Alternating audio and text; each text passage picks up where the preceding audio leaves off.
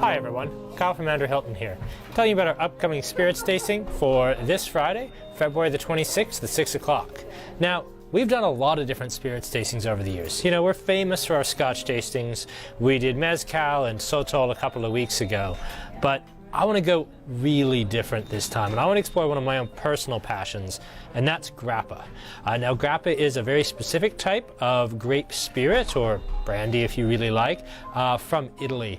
To me, these can be the most expressive and vibrant spirits in the world, and have an incredible sense of terroir, maybe even more than Scotch. We're going to be tasting 3 by the Poli company, who come in these absolutely spectacular hand-blown bottles. Sadly, your bottles aren't going to be as cool, but we did have to, fill 1 ounce bottles. And one from Sabona.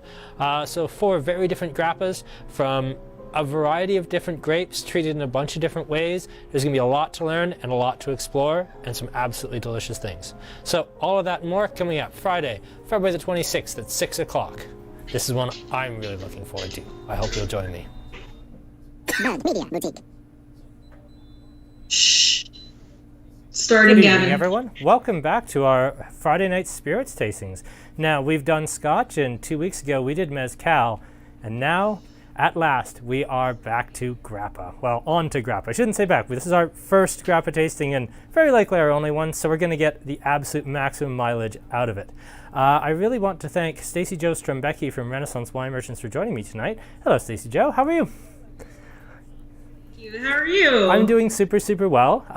So we talked about this a little bit off camera, but I made a bit of a mistake. I wanted to do the Poli grappas, and I wanted to do one from a different manufacturer. So I was like, oh, well, all the Poli stuff's through Renaissance. I'll find another grappa from Renaissance, and we'll do that too. And then talking to you a couple days on the phone, you're like, oh yeah, we're not officially reps for Sabona. We're just helping somebody out to get rid of some old stock. So I apologize for that. So you're going to help us mostly on the latter 3, and we're going to talk about grappa in general terms while we taste the Sabona. Now we're going to start with Sabona, and I know a lot of you are thinking, oh, well, it's the one that's darkest in color. Why are we starting with that? Well, the reason is the Polis are so pretty and so delicate and so light that as much as I love the Sabona, I'm a little worried that the Sabona will actually be a little bit muddy and a little bit lost after the Polis. So we are going to start here. We're going to talk a little bit about what grappa is and what grappa is not with our first spirit here. What grappa is a grape spirit, or a spirit distilled from grape products. So brandy is another one, but the main difference between grappa and brandy is that while brandy is made from fermented grape juice, aka wine, grappa is not. Grappa is distilled from marc or pomace, which is the leftover kind of post-crushed grapes that have either been fermented in the case of red grapes or haven't been fermented in the case of white, and are basically the skins, the seeds, the stems. It's a big sodden mat of kind of nasty looking grape leftovers that is distilled into something absolutely wonderful. Now, if you're familiar with the process of making wines, you know that with most white wine making, we're going to leave orange wines out of it for now. After the grapes are crushed, the juice is not usually reintroduced in with the skins. So when we're talking about grappa distilled from white grapes, generally speaking, the fermentation happens at the grappa distillery. When we're making red wines, how we get that beautiful red color out of the skins is that the juice is macerated with the skins, and then they're very often fermented together as well. In fact, they're almost universally fermented together.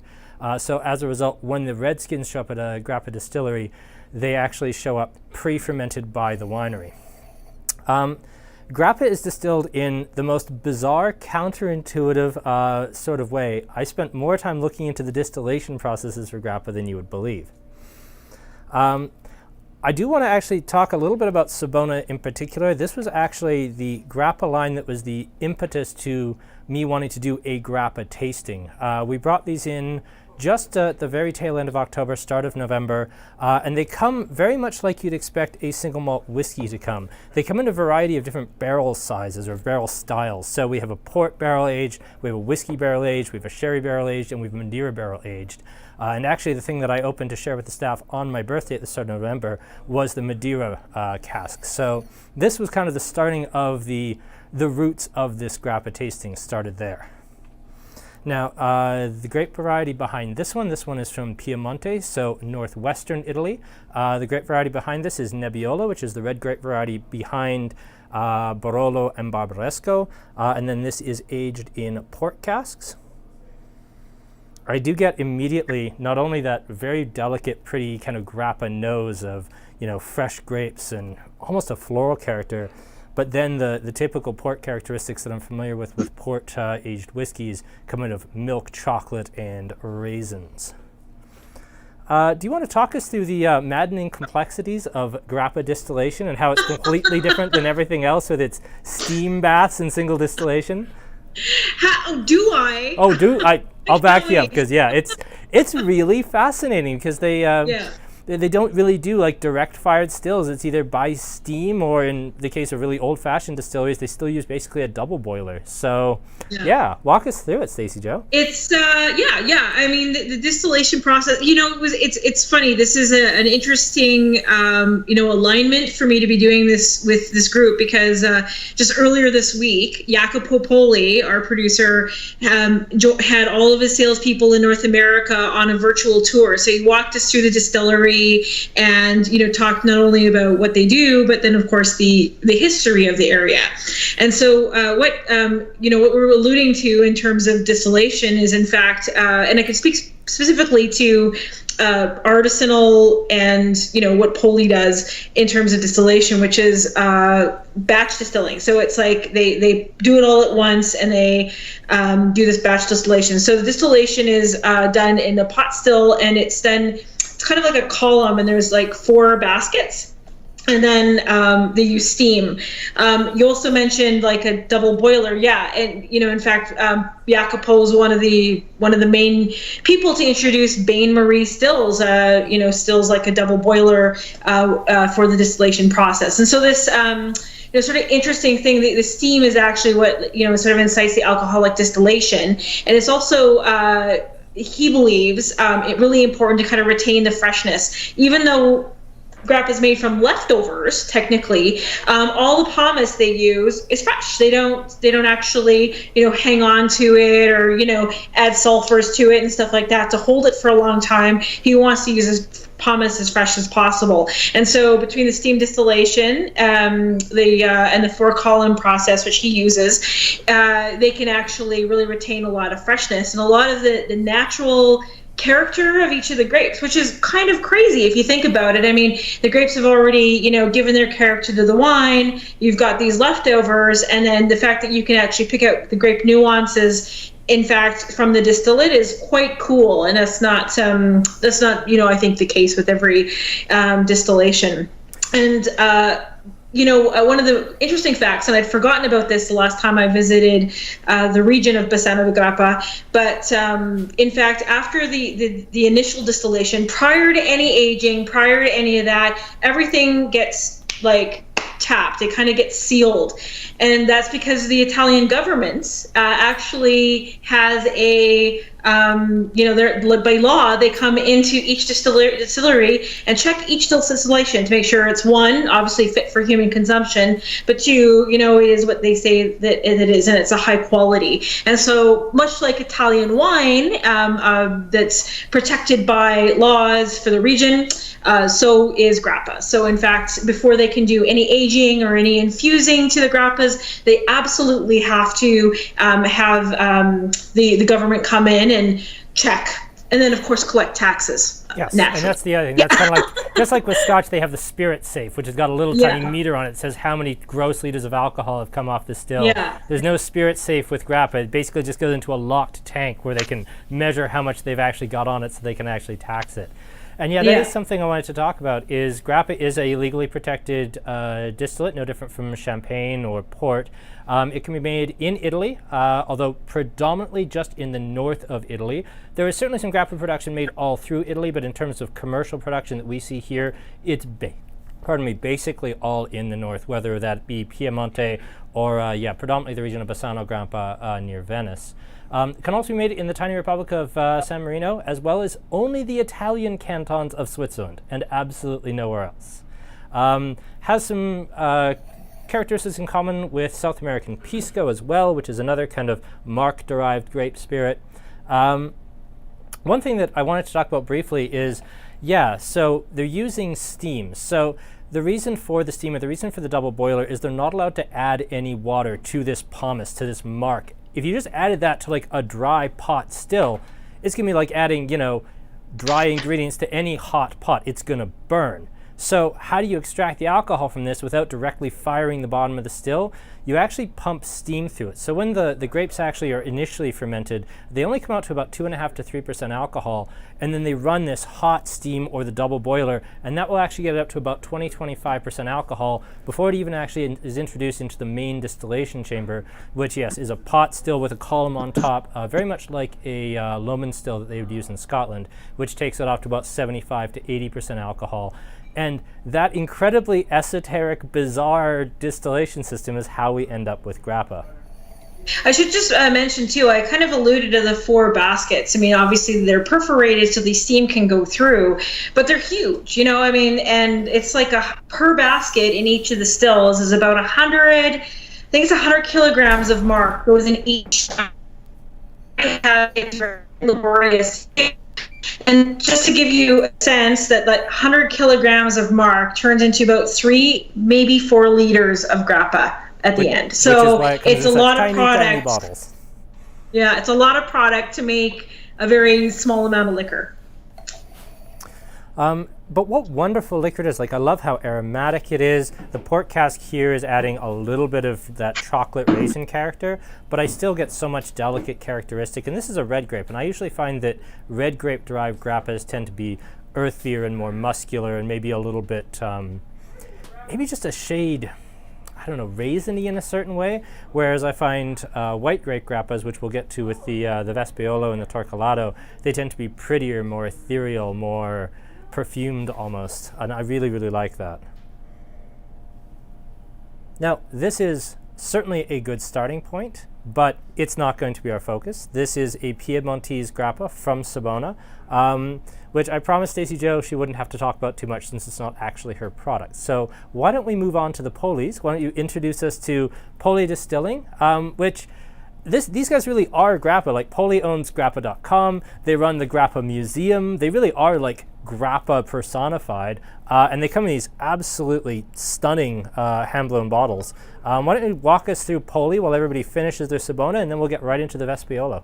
That sounds great. So thanks. Again, any opportunity to talk about Poli, I'm always really excited about. And while the distillation I think is interesting, and obviously the roots of how the product came to be is fascinating. To me, the heart of it is really, family, the deep roots in the area they have, and honestly, Jacopo Poli's passion for what he does. I mean, it's extraordinary. He's got this electric vibe to him when he's talking about his product and what him and his family have built there.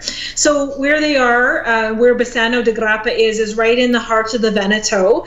Bassano di Grappa is actually also the name of the city in the area, and it's surrounded by mountains, as is most of the area of Veneto, but most importantly, a mountain called Mount Grappa. No, it's not made of, it's not filled with grappa. It'd be great if it was. Such a shame. But this is an area, and this is a style of spirit that was born centuries ago. So really, while their distillery was built in 1885, not only does the history of grappa really belong to Bassano di Grappa, but his family really comes from that area. I mean, their story sort of starts at like a little previous to 1885. However, they've had family in the area for like 600 years. So when I talk about deep roots in the area, it's really something. The family is really well known in the area, and obviously he's a mentor to a lot of producers of grappa as well. And that's been a bit of a boom for small grappa producers as well. Like, it really was down to 3 or 4, maybe 5 producers there, kind of the 60s, 70s. Now it's starting to boom again, and we're starting to see more artisan grappa producers, which is wonderful. So that role as kind of a mentor to small producers has got to be really valuable right now. Absolutely. And just before we, kind of get into like more of the history, I mean, this is a guy that is really, there's a lot of pride, and they welcome guests from all over the world. So if you're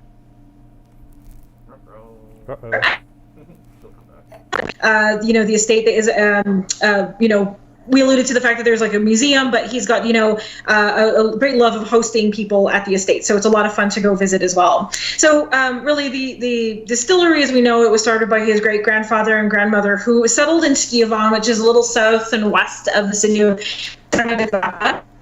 And they had an osteria there. So like, place you can eat, but also buy food to take home. Aaron? And his grandmother Stacey, can you just give it a sec? I think we've just lost you for a moment there. Well, we work on getting Stacey back here because her connection just kind of died on us. I did want to touch on a quick question that we had. Devin did answer this, but I just want to touch on a couple other little things. Sorry, we lost you there for a sec. No, it's okay, no problem. So I'm just going to answer a question. Would small winemakers in Italy make grappa on the side for personal consumption? Yes, but probably not legally. Yes, I'll almost guarantee most small wine producers at least have a friend who has a still in their backyard and they make their own grappa for themselves. But it's actually, in order to cut down on moonshine, it's actually illegal to sell marc to anyone except a grappa distillery. So yes, those little wineries make it, in theory, just for themselves, but it's never for sale. Yeah. Actually, that's fun because just talking about Jacopo's great-grandfather and grandmother, that's how he started. They had their osteria, and he had a mobile still. And that's how he started making grappa for, the locals and his osteria, was he would take the mobile still around and distill fresh pomace, right, at each winery, leaving, the winery with some product and then taking back some for the osteria. And so, kind of funny, obviously that was, stopped by the government. And in 1885, he settled on Skiavon to build his distillery and eventually bought some pot stills to start the process. And it's interesting because Skiavon was chosen because that city, and Vicenza, I believe, they were putting in a they call that vacca mora, a black cow or a train in between the two areas. And so Giabatti also always felt like it would be smart to be, at one of the ends of the stops of this new commercial enterprise that Italy was going forward with. So just to recap, long history in the area, and the distillery started in 1885. Now, really, Jacopo's role and his family's kind of major role in becoming who they are today is a result of that, sort of industrialization of grappa in the 60s and 70s that Kyle had alluded to. It's, about 80 to 85% of what was produced in grappa was actually industrial.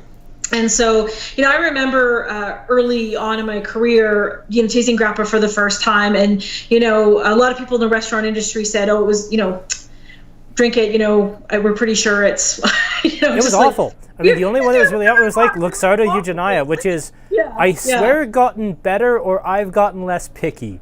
But let's be fair, grappa was bad in the day.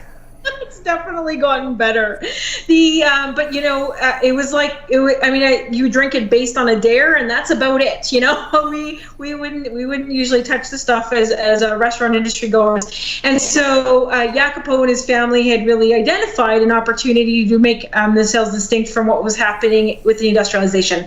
So he and his brother purchased more stills. And again, I just want to recap this. It was not to produce more grappa. It was to produce faster grappa, being that, as fresh pomace came in, they wanted to be able to distill it while it was fresh and retain all these beautiful, fruit nuances that were coming from the red or white grapes that were coming in from the different wineries.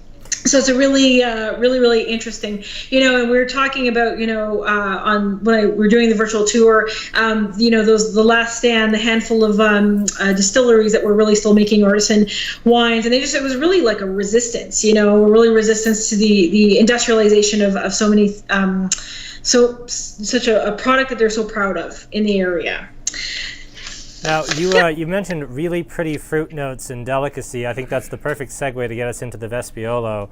Absolutely. Because that's all I do know that they make a liqueur, the Poli Miele, which is literally just Poli grappa with honey. This has so much honey to it already that almost seems like an anachronism because it doesn't need more honey.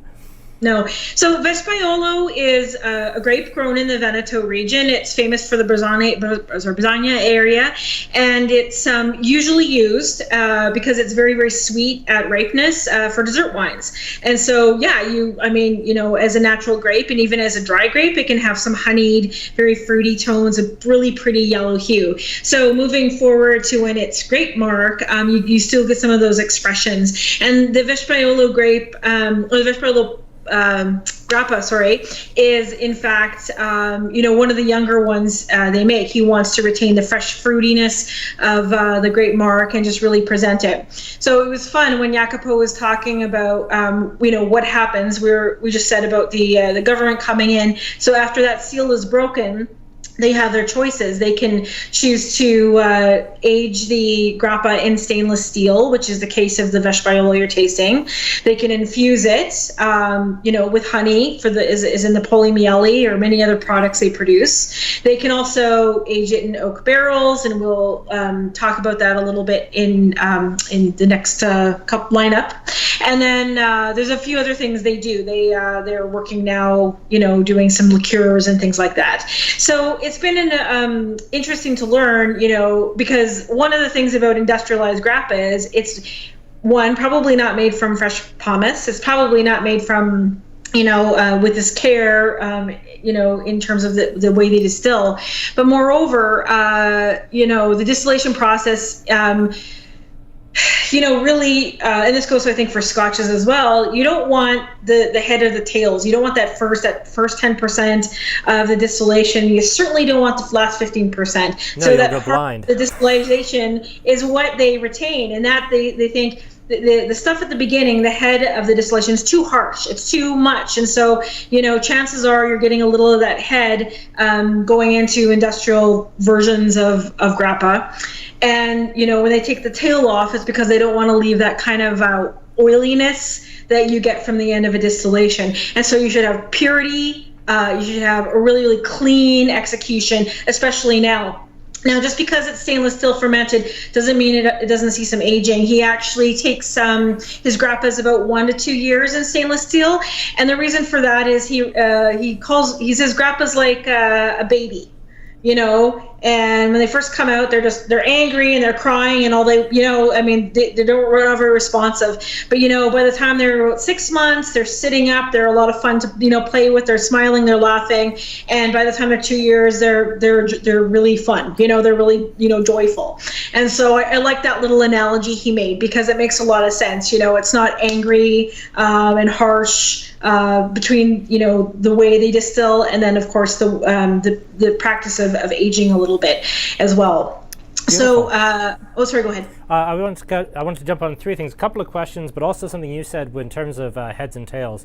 Heads and tails is primarily a safety thing. You have to take off about the first 8 to 10%, and the last 12 to 15%, just to get the methanol out so people don't go blind. Where you get fussy with heads and tails, I think where Poli does a little more strict is you don't have to cut it at that kind of 8 to 10 and 12 to 15. You can make your heart as large or as small as you want. And from my reading of Poli's website, that's what they're doing. Is they're taking a very, very small heart and leaving a larger head and a larger tails. Everybody has to take some heads and tails or else, it's literally dangerous to drink. But yeah, the more heads that you leave behind, the smoother and purer and softer the final spirit's going to become. Mm-hmm. And that's true of Scotch as well. A couple of interesting questions. Can we get some explanation on how this works? It sounds like it's just the material stock, it's just the cap stuff bits. Yes, it's exactly that. It's literally a farmer's drink originally. It was making something out of the leftover cast off mark that you couldn't do anything else with. It's very much that idea of, cooking the whole animal, using the whole grape. It's very much a making something out of the leftover bits. So absolutely. And I'd just like to add on to that, after distillation, that's not the end of life for that grape mark. Poli actually, because his grape mark is so fresh and so high quality, after the distillation, he actually has other markets. He sells the leftover distillate product too. So it's been used for grapeseed oil. They use it to pull tartaric acid out for making all kinds of food and, of course, wine products and stuff like that. They've used people like soap producers and body product producers have used this leftover grape mark. So it is not just, grapes and then grappa, it's actually, there's a full nother market after that. So for those of you with an environmental sensibility, you should drink more grappa, because it's really a nice segue into using things many times. I don't need an excuse to drink more grappa. I've got all the excuses I need. One either. So, Grantas, what's the best glass type or style to enjoy grappa? That's a controversial one. I find most die-hard grappa drinkers still like it out of shot glasses, or very short glasses. They do make some very pretty, like, fluted, elegant-looking grappa glasses that you'll see on websites. And I've seen, like, Riedel sells basically a grappa glass as, I think they're liqueur glass, they call it. I like a very small white wine glass or tasting glass, quite like this. I find that it allows me to get all of the bouquet out of the grappa without being like the Glencairn glasses or Scotch glasses that are so small and confined that I can smell the alcohol, because they are at 40 to 44%. So there's definitely some alcoholic burn here. Not so much for me, who's been selling straight spirits for 20 years, but for most. I like a wine glass for grappa personally. Do you have a preference yourself, Stacey Jo? Well, yeah, it sort of depends on the grappa, right? With the white ones, I'm with you. I mean, I have the little tulip-shaped grappa glasses, which, of course, the distillery recommends those. But when we were there, if I seem to recall, we were just using a tasting glass, and that's fine. With the ones that are aged in a bit of barrel, though, at home, I just use a snifter, because, you still have that, like, lovely, big bowl, and it kind of evokes, you get a little bit more out of the oak and stuff like that. So it's an interesting thing. But yeah, a basic small white wine glass works really, really well for these kinds of spirits. I certainly have used that for tasting tequila and things, a lot of white hard spirits. Absolutely. Beautiful. Yeah. Awesome. Can we talk a little bit about the bottles? Do you know where they're sourcing their bottles, and do you pay a horrifying amount extra to get these here in unbroken condition? Because I know they come packed like crazy, but I have to imagine you get a lot of breakage just because they're so delicate. We don't, of course, we've got, they're most of them are especially with these delicate necks come in, boxes or a can, and they're properly packed and stuff like that. But I don't know where he sources the bottles, but it's interesting. My favorite part of the Grappa Museum, and of which there are two. There's one right in Bassano de Grappa City, and there's also one in Schiavon right at his distillery. And the two Grappa museums showcase shelves and shelves and shelves and shelves and shelves of bottles, because almost as important to the actual spirit is what it comes in. The people in this area seem to really love to showcase their grappa in these beautiful bottles.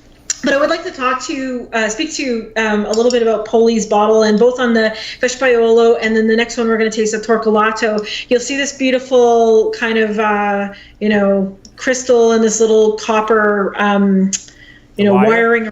And they're doing that for a specific reason. So on the back, this signifies the grape that is the origin of all their products. And then, of course, the copper coil is meant to be the distillation process.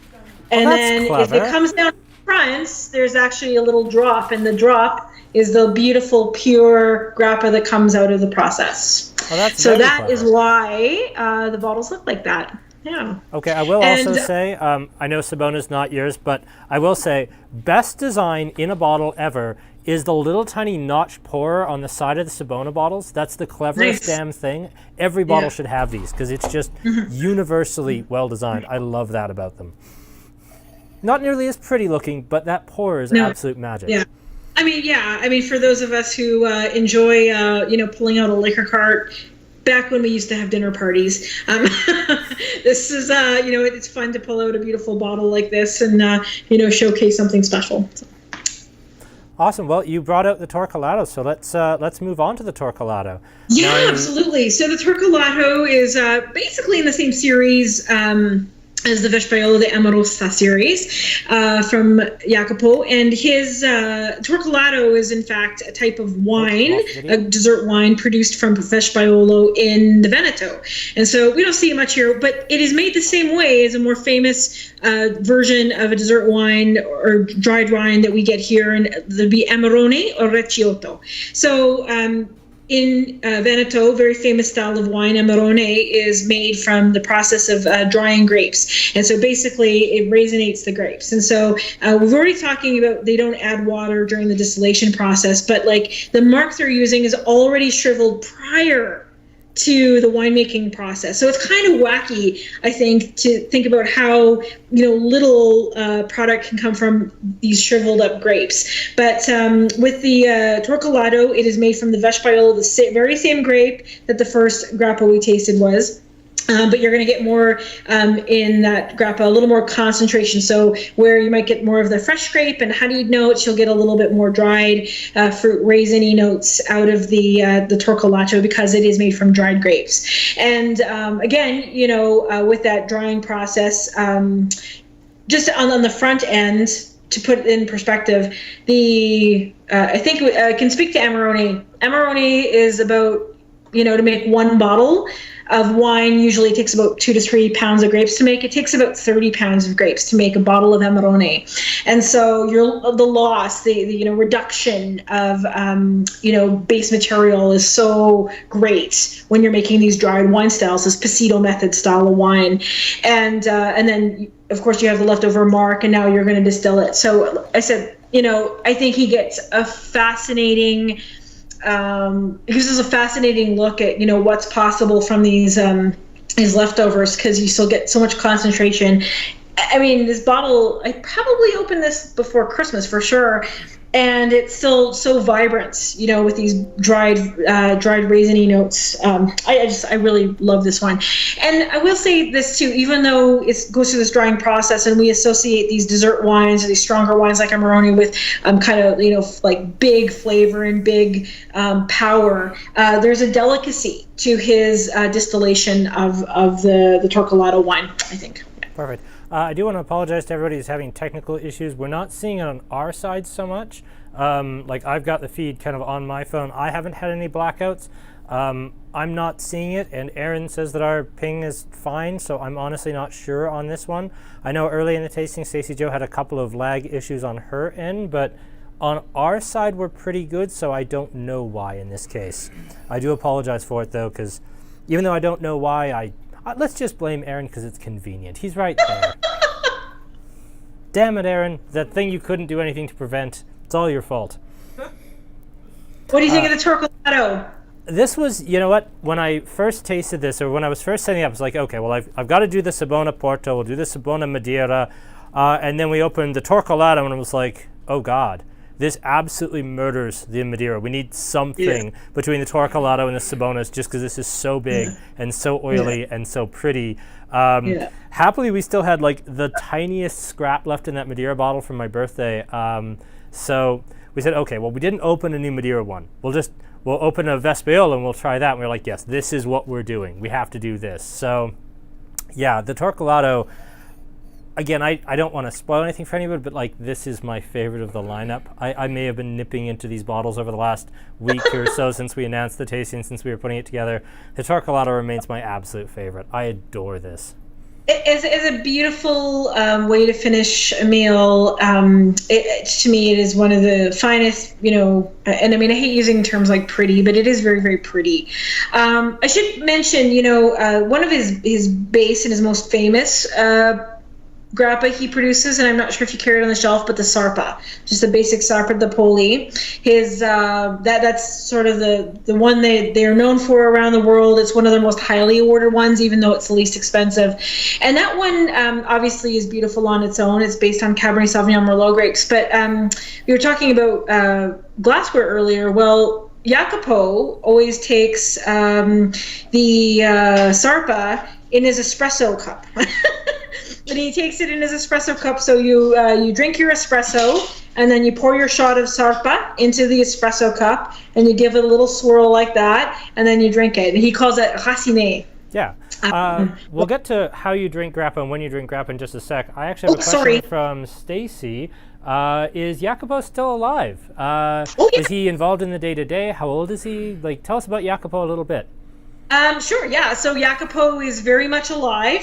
He's very much in charge of things. He's got a lovely young wife named Christina, who I think is keeping him, younger. And I lost count at around 7 kids. I can't quite remember.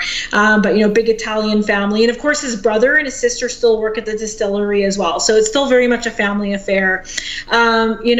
Age, I'm guessing he's probably in his early 60s to the mid 60s, but he could be a little older. Really hard to tell with Italians because they eat and drink so well. They always seem they seem younger to me, but I don't really know his age off the top of my head. But he's very much active in the day-to-day business, and he's not just about grappa. This guy loves experimentation. The last time I was there was in 2015, and they were just launching their absolutely gorgeous gin, which is called Marconi 46, and is based on botanicals, heavily influenced by the Asiago plains, so mugu pine and lemon verbena.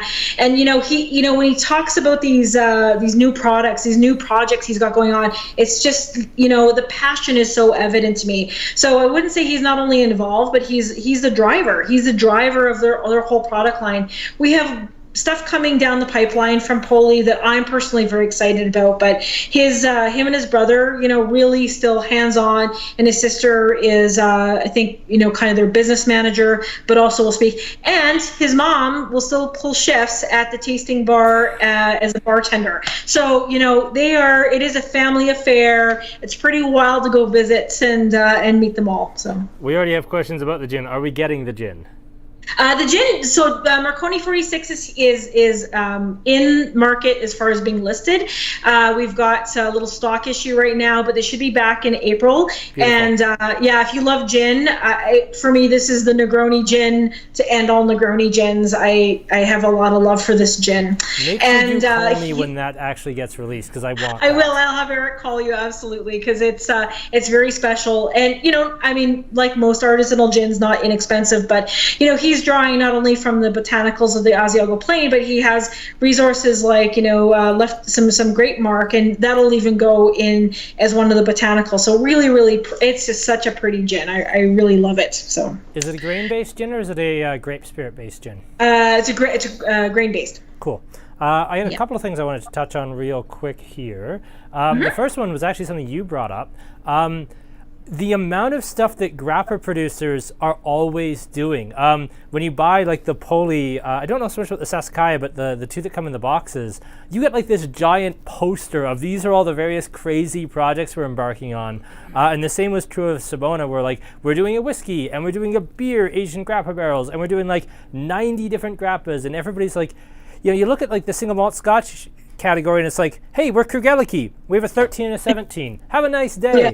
These guys have 40 things, and they're jumping outside the grappa category and doing whole different projects. I love seeing that with the grappa producers. It seems really specific to grappa, and I absolutely adore it. I want to add on to that. I had alluded to it before when I was talking about the decisions made after distillation, and it can go into stainless steel or barrel. But he does infusions with chamomile, of course, the honey infusion. He's making liqueurs, one called mocha, which is just coffee, cream, a little sugar, and grappa, and it is replaced Bailey's in my life forever. It's so many inventive things. He's also branched out now into vermouth. So we have the red vermouth in market, and the white vermouth is hopefully coming later this year. And like I said, we've got some more stuff coming, but I'm not allowed to talk about it, which is very stressful. Fair enough. Yeah, I'm with Craig. The Torquilada is absolutely insane. That's well phrased. I adore this. Yeah. So if you'll give us 5 minutes here, Stacey Joe, we're going to do Shameless Promotion Corner. We're going to talk about what we've got coming up next week for tastings. So next week, Wednesday, we do have a special guest again. We have Jordan Soroso from Zero Issue Brewing in Calgary. He is going to be joining us for a portfolio tasting of Zero Issues beers. We are going to be doing the Observatory IPA, the Star Holler Key Lime Sour, and the Helheim Dark Saison from their seasonal range. And then both Jordan and mine's favorite core beer from the Zero Issue lineup. We're going to be doing their Innsmouth Mango Passion Fruit Sour. Tickets to that are $20 as always. I didn't intend to end up doing like 6 brewery profile tastings in a row, but about the second week of January, everyone I hadn't done a brewery profile tasting of, and a couple that I've already done, like Snake Lake and Establishment, started phoning me like, we want to do another one of these. We did great out of that. Can we just do one of those? So we have like Situation and a couple other guys coming up as well. But Zero Issue is coming up this Wednesday, and that's going to be a lot of fun. In particular, I'm looking forward to the Star Hauler. I really like that beer.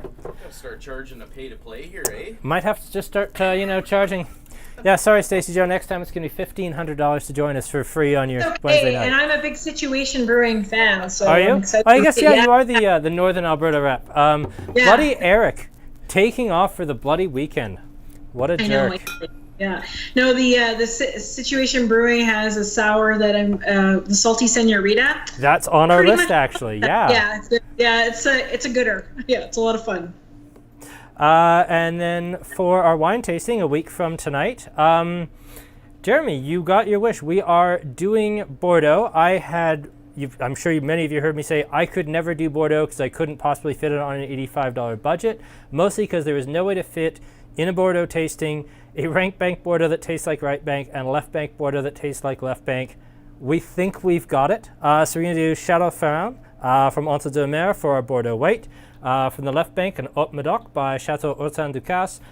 From the left bank, or pardon me, from the right bank, the Delphi de la Dauphine from Fronsac. No, we're not getting Pomerol for $85 for 4 bottles of wine. You should be terribly surprised by that. And finally, for a Sauterne, we're doing Chateau Lemieux.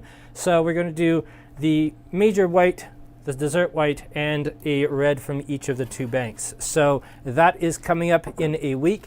2 Friday nights from tonight, we will have Scotch tasting back again. We're going to be doing, I believe, 5 whiskeys, 5 of the different lines of Andrew Lang, co-hosted at least by Lee Hansen and possibly also by Andrew Lang. Don't have that confirmed yet, but he might be joining us live from Edinburgh. Fingers crossed. Okay, so also I love that Peter was already like straight up grappa with 3 coffee beans in it when he was 12. Grappa really is like it's a digestif, it's an aperitif, it's a very joyful spirit. It's a very family sort of spirit in Italy, and I really like that about grappa. It's not, you'd never do shots just out on a Friday night. It would have to be with dinner, and I absolutely love that about grappa. It's so communal and so family. It's wonderful that way. All right, the Grappa di Sassicaia. Do you want to lead us into this one? Absolutely. Well, I presume you have a bit of a wine-based customer coming to this, but just for those who don't know, Sassicaia is an icon wine of Italy from the region of Tuscany, or Toscana.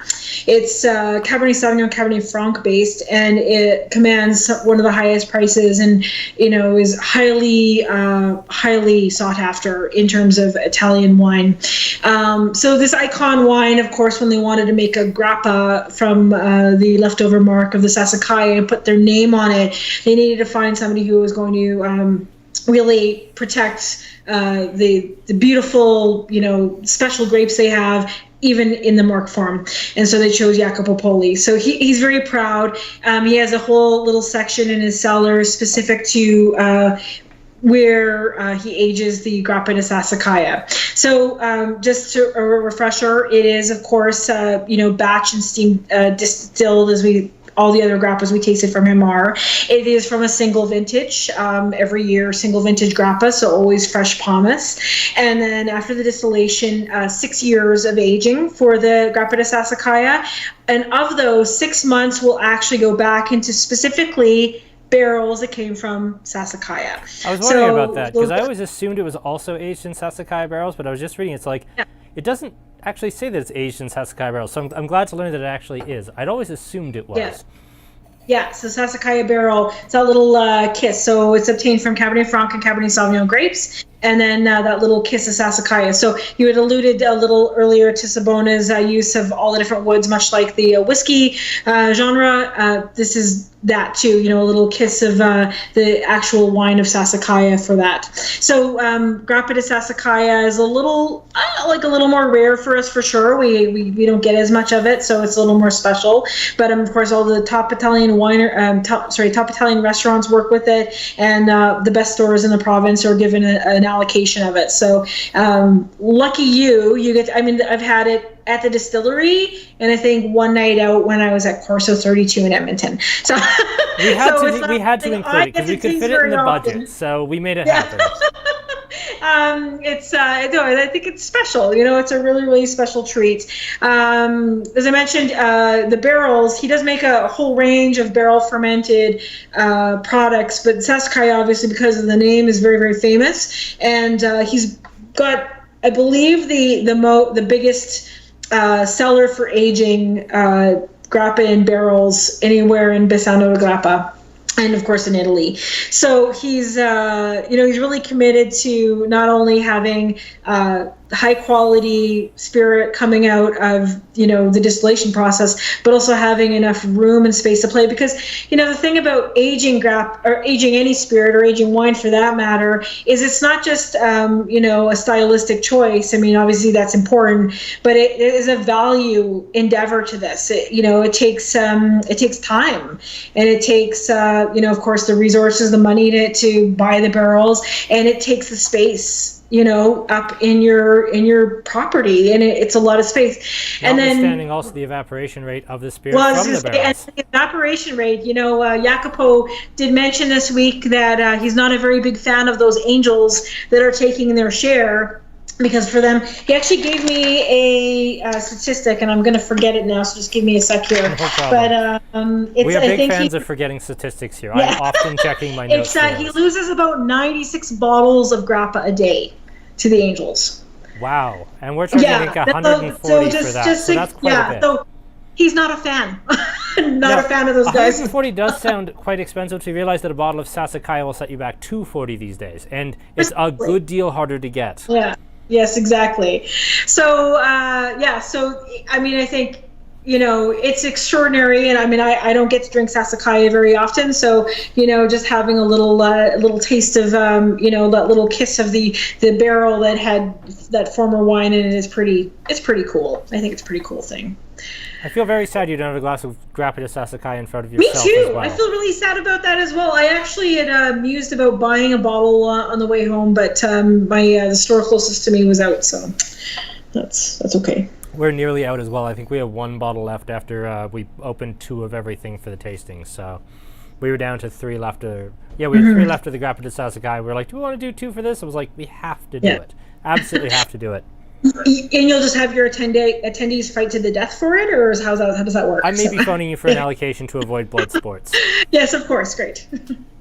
You know what? I love this, and I think it's so pretty, but the Torquelato for me, just what a grappa. What an absolutely amazing grappa. I think it is, it's the only bottle that's completely empty, which tells you basically everything about my preference here. Yeah, folks, we're kind of at the end of the formal part of the presentation, but if you have questions for me or for Stacey Joe, or you want to yell at Aaron needlessly for the video quality errors, by all means, go right ahead. It's not Aaron's fault. It's not. Oh, and we have Grant has dibs on the last bottle of Grappa di Sassicaia, so I will need more. Fun story on the Poly Grappas, actually. A restaurant in town opened a few years ago, and they actually ordered these Poly Grappas, and they're actually, the ones that I have are still from that original order, because, they only ever took one. So my Grappa di Sassicaia is actually the 2015 vintage. What vintage are we on now? Probably the 19, I would guess? I'd have to double check. I actually don't think it's that, I think we just got 19. Yeah. On the you're right. So it's taken us a little bit, but we've been flying that grappa flag. I'm hoping this is going to be our watershed moment for selling grappa in Alberta, at least in Lethbridge. Yeah.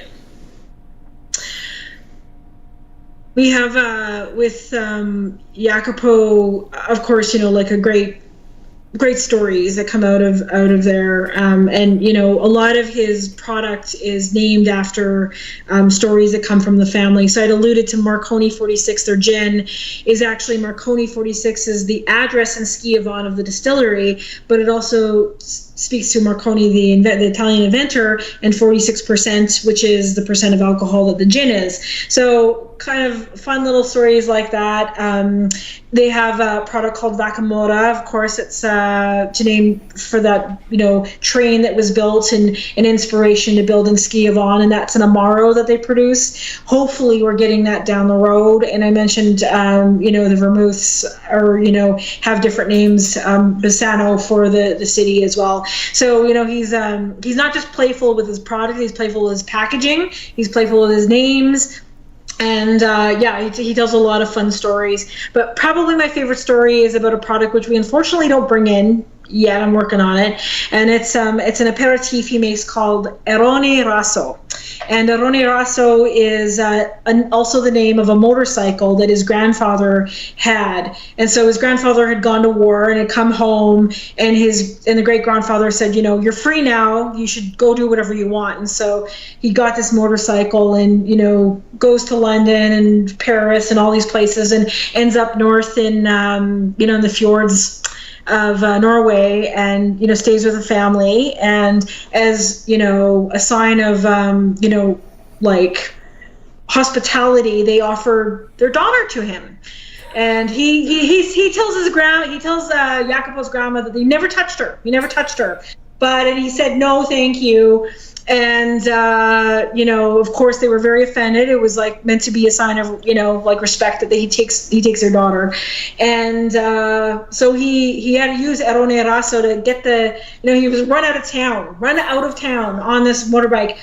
So if you get to visit the distillery, the motorbike is there. It's like hanging from the ceiling. And of course there's an aperitif you can enjoy with that silly little story. I thought it was quite cute, so.